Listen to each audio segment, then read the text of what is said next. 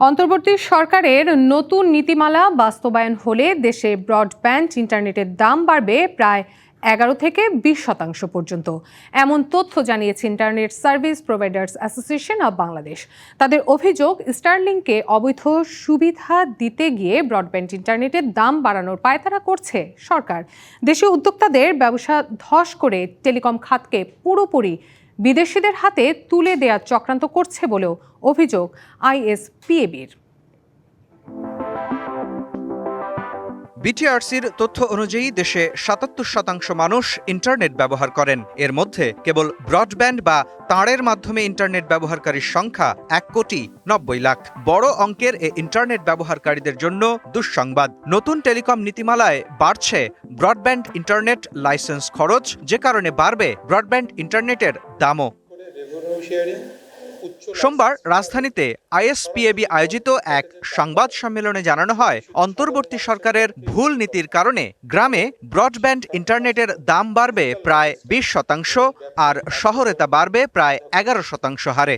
আমাদের দাবি, গাইডলাইন সংস্কার করে এই খরচগুলো কমানোর ব্যবস্থা নেওয়া হবে, যাতে সেবার মূল্য স্থিতিশীল থাকে।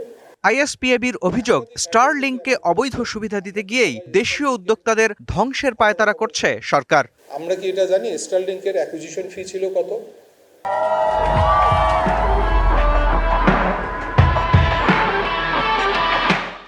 $10,000।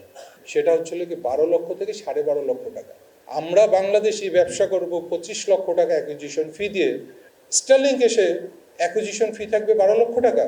বৈষম্যর একটা গান গেয়ে নতুন দেশ হলো, নতুন সরকার হলো, তাদের কাছ থেকে কি আমরা এটা পেতে পারি?